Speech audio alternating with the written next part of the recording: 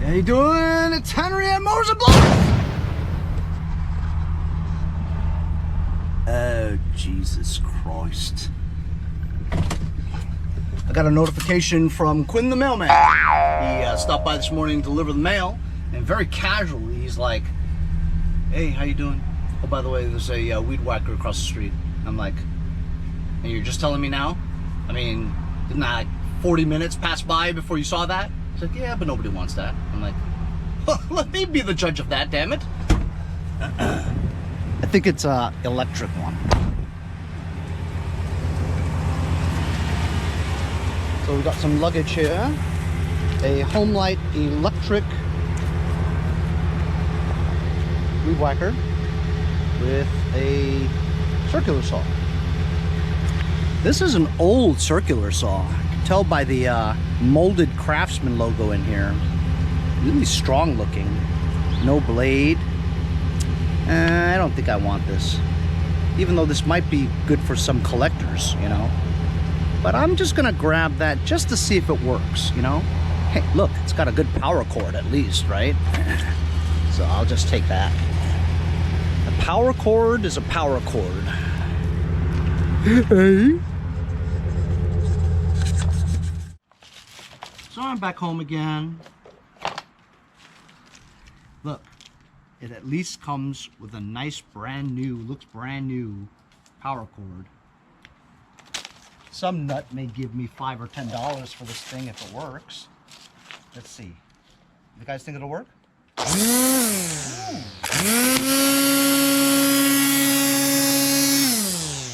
Looks really nice. Like new.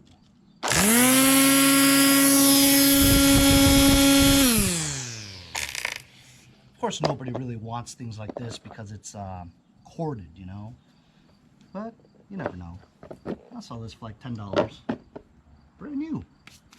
Works good. Thanks, Quinn.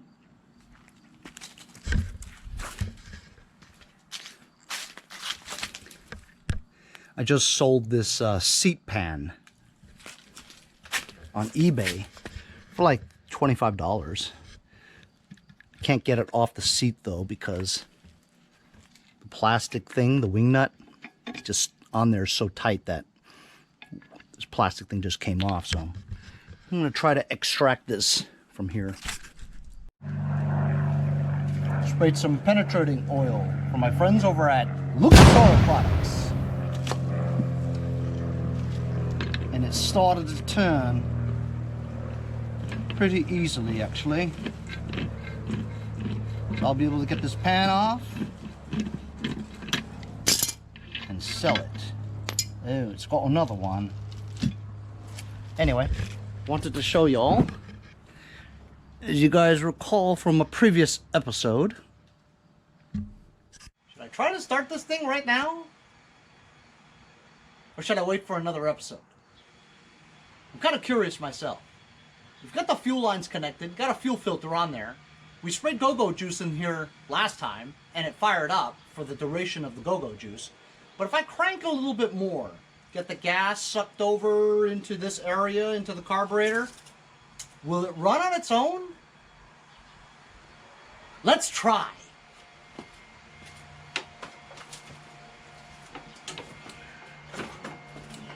Here we go. Oh, choke.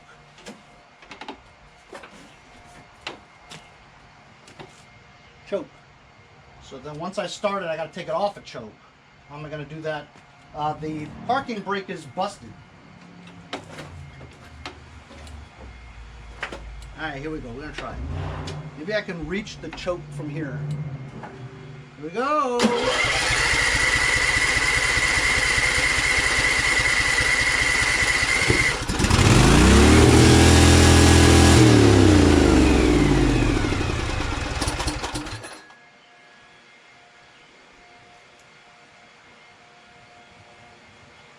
I shut it off immediately because you saw how high the RPMs were, like the throttle is completely out of control. Let me move the throttle down halfway. Try it again.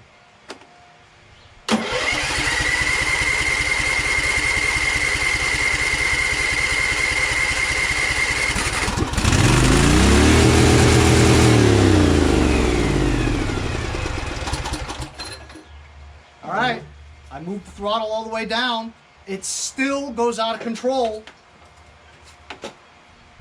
with the choke still on too. That's worrying me a lot. Sounds like the governor is not connected. That's what it seems like. While the throttle lever is connected to the throttle bracket, right? It doesn't seem like it's controlling the hot. Doesn't seem like the throttle is controlling the governor. Governor may be loose. Maybe it's missing a linkage or two. I'm glad we found that out, because it's not going to be that easy to get this engine going after all.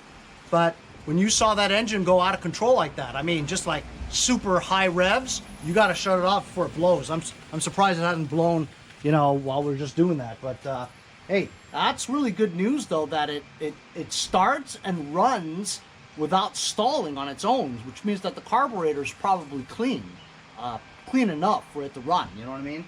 But we've got governor issues for sure, throttle linkage and governor issues, because it's just running out of control, you know, super high revs. If you ran it any longer than that, it would have blown. I tell you, these Vanguards are really good engines, so I really have to tread lightly on what I do the next episode, you know.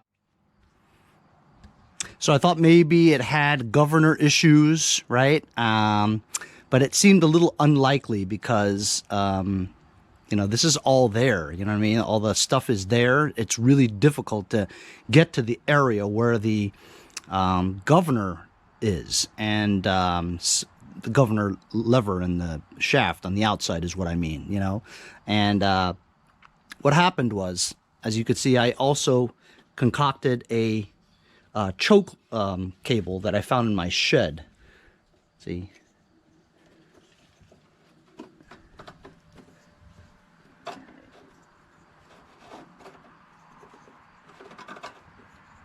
So I've got a lever now for my choke, and it's on choke. So then if you use this lever here, before it was stuck. It didn't move the throttle. Watch. Now it moves it. See? So before, when I had it, it was stuck on full throttle, right? And you couldn't lower the throttle because it was stuck. But I shot some penetrating oil in the area, and now it moves the throttle right here. Before, this was stuck. So I think that might have been it. However, even if it was stuck in the most highest throttle, I thought that it really was very fast, like too fast, you know what I mean? So that's a little unusual. When I do try this again, I can't do it right now because my kids are, again, in school. And I think that once I do it, I'm gonna start it up at a very low throttle just to see if it goes out of control again. If it goes out of control again with the high revolutions, then I still have an issue. If not, then it's probably that loosening up from some penetrating oil. So since I can't start up any engines right now, maybe later, I'm gonna whip out my Little Wonder hedge trimmer. I got this for free from my friend Mike over at Mike's Lawn Service, Babylon. From what I saw preliminarily, has good gas, new gas in it, right? And all I could see that was wrong with it, the primer bulb was dust! So you know what? Without firing it up, I'm just gonna change the primer bulb real quick and see if we can pump some gas into the carburetor, give it a couple of pulls, and see if it'll turn over. I have this new primer bulb. I'm not sure if it's the same size, but we'll find out in 2 seconds.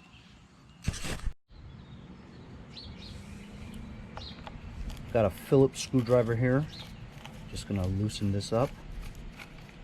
Another one, hopefully I can get it in there without taking the rest of the carburetor off. I think I might have to eventually take the carburetor off anyway to clean it. But if it's clean, we're just gonna take this panel off and get the, there we go.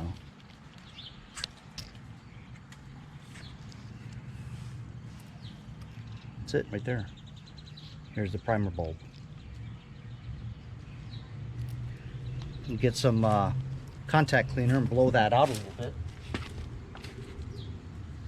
you don't want that dirt to be trapped in there.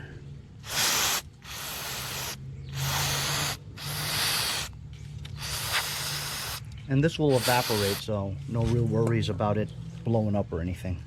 I'm going to clean this up, wipe it down a little bit, reinstall. Fits perfectly. And if you compare these two, they seem identical in diameter. Identical. Identical. Put the primer bulb back into the plate. Push down a little bit.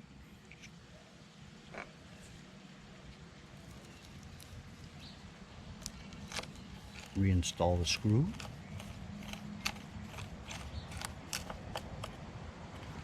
This one's going to be kind of difficult because it's in between a couple of hoses, fuel lines, and more inset. Oh, crap. There we go.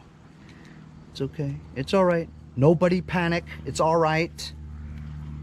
Henry, it was you who was panicking. All right, that's true. There you go. You guys see that all right?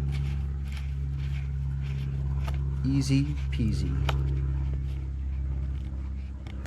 Changing a primer bulb is very, very easy, provided you have the access to it. So, you know what? It has some fuel in it. Let's give her a pump. I don't really feel anything. I'm going to screw with this a little bit and see. No matter what I do, it just doesn't seem to be sucking any gas into the carburetor. So I'm taking this little nut off here. And seeing if we can remove this so I can get a better look. It's really stuck, as you can see.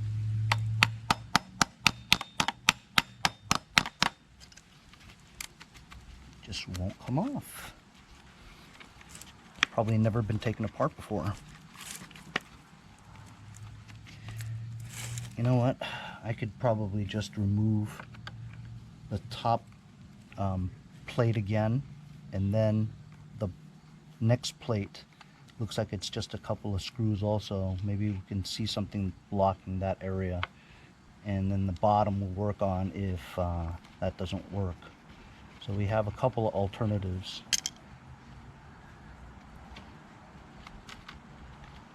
We're going to take that part off again, and then you can see it has the other top part here, which I'll remove so we can see what's going on.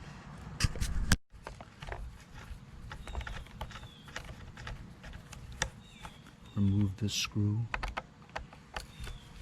loosen this screw. I hate working on two-stroke stuff, fellas. It's just a pain in the butt for not enough money. There we go. Feels all right, and that looks all right. Take some carb cleaner. Let it soak a little bit. Make sure this thing is loose and open, because this is what allows the needle to go up a little bit to allow fuel. Let it soak a little bit. I'm going to take a needle and poke those holes. Poke the holes. Got a little wire here poking the holes.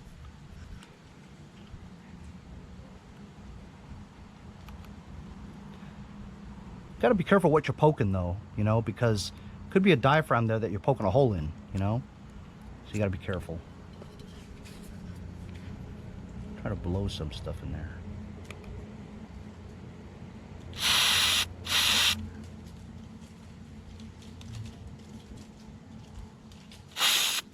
Did I mention I hated working on two-stroke stuff?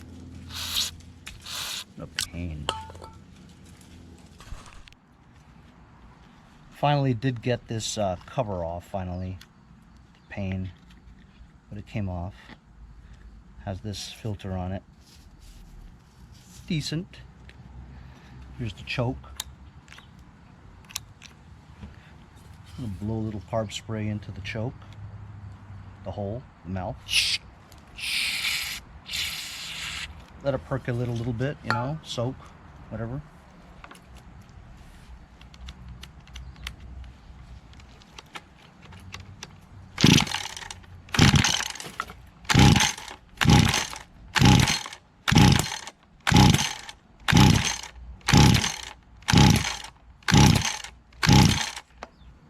Got to choke it.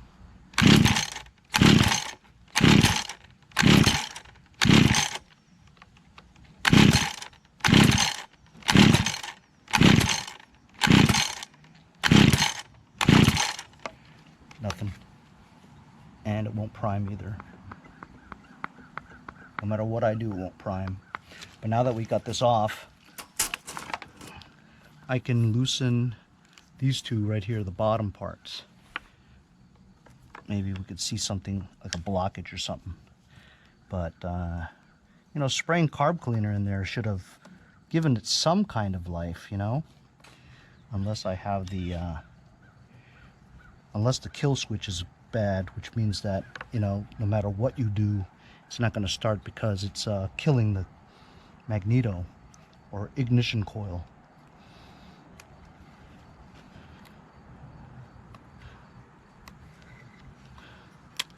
There you go.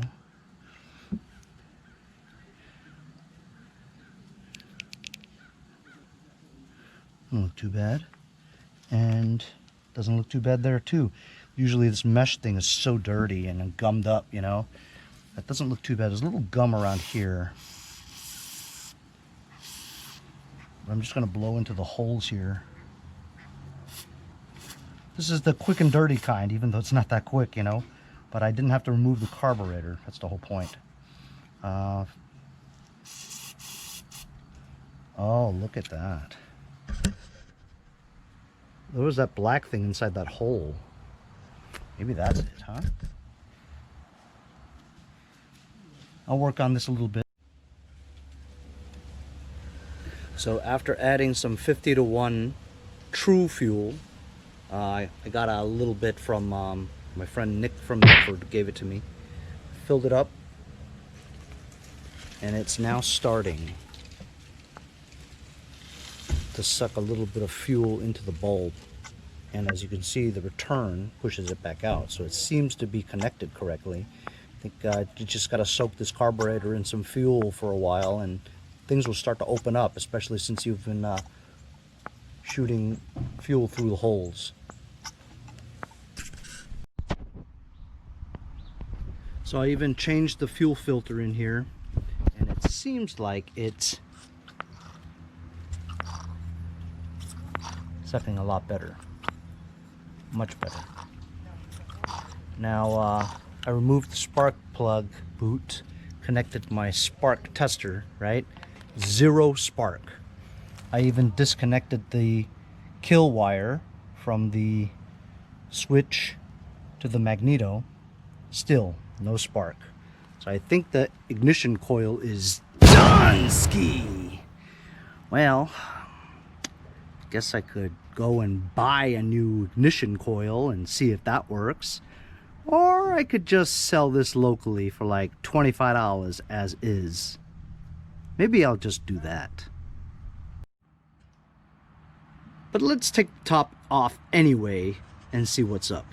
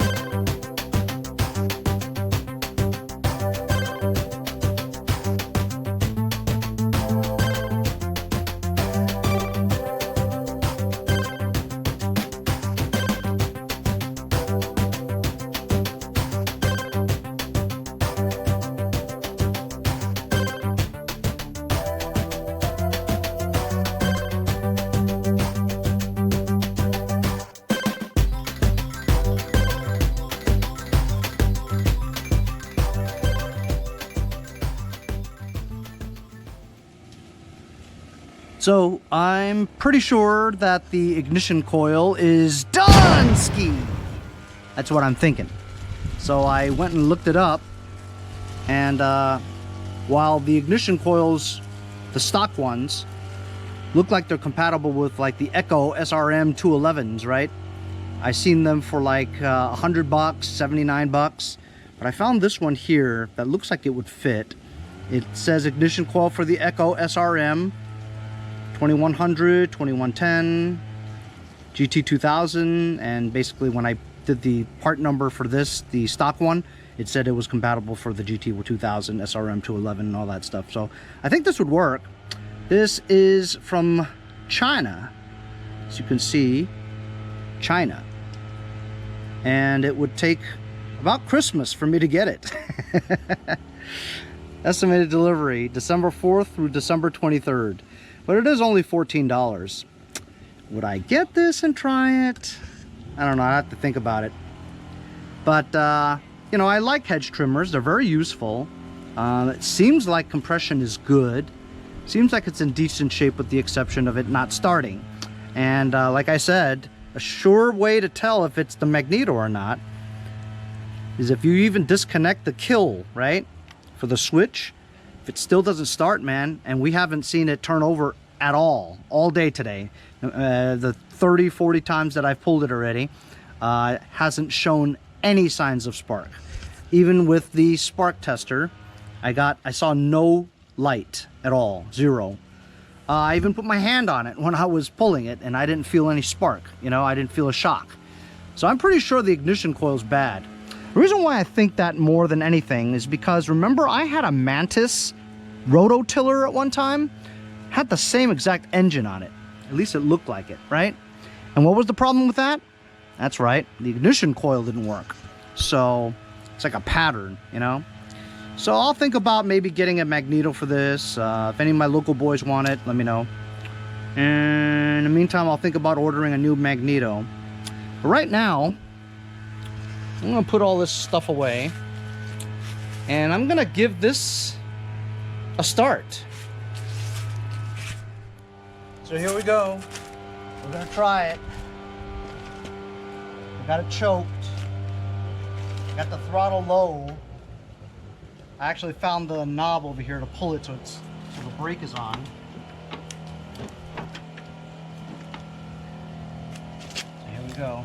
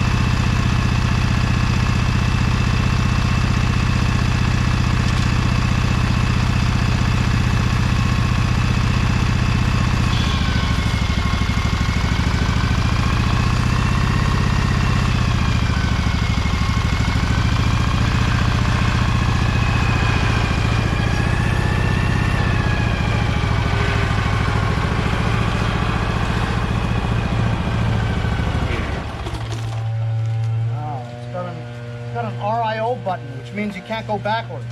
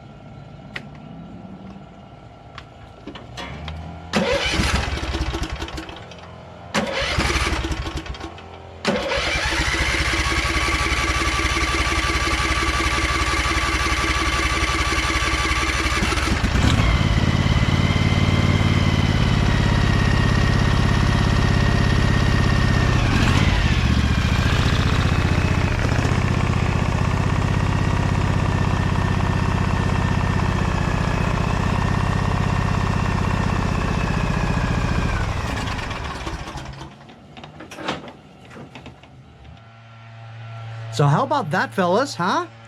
That engine really runs nicely now, huh? So look, when you step on the brake, right? The gas pedal moves forward too. So every time I disengage the brake and I try to go forward, right? I'll press it a little bit and it'll go forward. But if I press it a lot, it'll stop as if the brake is being engaged. So why is it that, you know, I'm pushing the brake and the gas pedal moves forward too? Also, when I put on the reverse, right? You have to push on it really low because it's like worn, whatever. So you got to push it all the way down. Sometimes you even got to pull it to go backwards, right? It's stalled. So as you can see here, this has a reverse in motion setting where they don't want you to go in reverse while the blades are on, you know. So that's another thing. When I touch it a little bit, it goes in reverse, right? But if I push it all the way down, it'll stop and almost like try to stall or something because of the reverse in motion thing. Even though I put it here, it still does the same thing, you know. So you can't go more than that much. And then when I'm on reverse, it's like stuck. It continues to go in reverse until I push this back up to go forward, you know. So the levers for the reverse and forward, you know, the pedals, the brake, all that stuff is a little hinky, you know. May need some adjustment, I guess, but I am glad that the transmission, you know, seems like it works. But how about it though, man? That engine sounds great, doesn't it? Now I'm in the middle of deciding, man, should I keep this tractor because it's got like some issues going on the transmission, you know. I'd have to flip this on its side, you know, and take a better look at what's going on with the levers down there, you know. But the engine is good though. I mean, it runs well, smooth and all, and I don't even have this stuff on here, you know what I'm saying? It's just like sitting here, you know. So I think I might be able to button this stuff up, put it all back together again. But as for, you know, condition of the tractor itself, whether or not I should keep it, it has no deck anyway. So I think for the time being, I'll try to figure out why it doesn't go more than like very slow, you know. It goes very slow, won't go any faster. But I am super stoked that the engine runs on its own with the gas that's in it. It starts pretty well, you know. I've got that choke cable there now. Pretty stoked that this engine runs, and it's so smooth too, you know. Well, hey, I did invest $35 into that starter, you know. And it is the original battery, so I haven't spent any money on the battery yet too. But I'm gonna try to put all this stuff together again, and you know, at least because we're done with the engine pretty much, you know. I'd have to figure out a way to put the choke cable, but it didn't seem like the choke cable really did much, you know. It ran and started even without the choke flap off.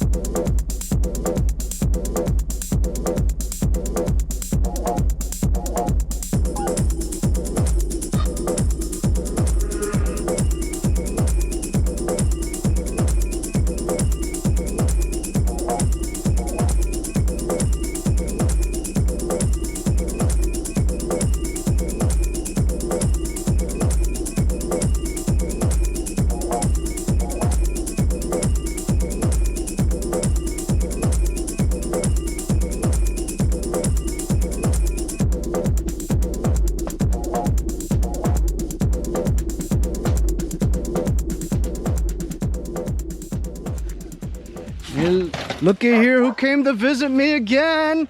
It's Mike over at Mike's Lawn Service Babylon. Go check him out on Instagram. Yep. Mike, you gonna say hello to everybody? How you guys doing? All right, that's all I need to know. Cool. Oh, that's a beauty. Yeah, right? Look at that. Appreciate it, bro. Yeah, no problem. I mean, hey, if I could get the engine to work and you got the bagger on there, man, it's definitely a huge bonus, got man. Wheels, the deck's fried. Yeah, deck's completely fried, for sure. So that's it. How about it, huh? Today, we started up this engine after I fixed the throttle and the high revolutions at startup. We did get it to go forward and backwards, but I'm gonna have to check underneath the way the brake and gas pedal work. Something's up down there that it's just not right, you know? I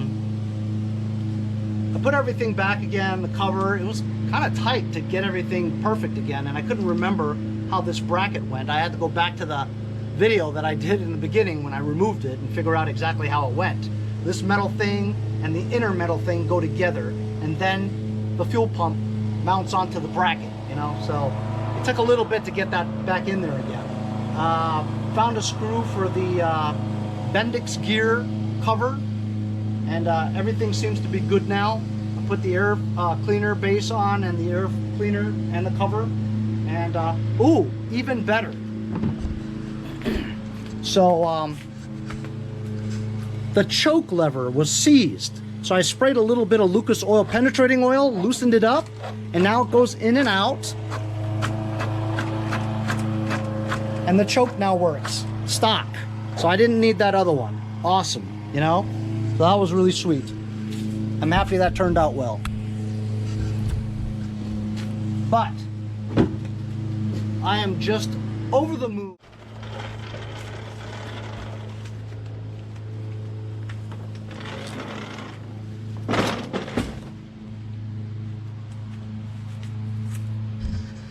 So, thanks a lot to Mike and his friend for bringing this over. That deck is DONESKI! But, yeah, engine, transmission, wheels, bagger. It's got that big bagger. You know, good for parts, you know.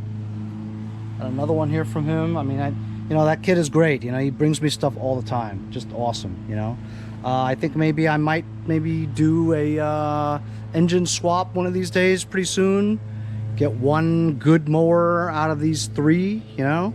This is a good deck, and maybe I got two good engines here and got two big baggers. It's definitely a bonus, right? So he found a Toro snowblower, 2-stage, and he says the transmission's probably busted and he needs another two-stage snowblower. Maybe I'll trade him. He'll give me that one. I could use that 8 horsepower engine for that Craftsman 827 snowblower that I have that doesn't have an engine. Remember, it was blown engine? So maybe I can get that one going. It's just non-stop stuff, man. Always got stuff to do, you know what I mean? But really cool to get that Vanguard going today. You know, we'll work on the transmission and see what the story is with it moving forwards and backwards, but pretty stoked. I'm still thinking about doing something about that hedge trimmer, but I'm just not sure. But that's the video today. Working on a hedge trimmer from Little Wonder and getting that engine going. See you guys next time on Mowers and Blowers.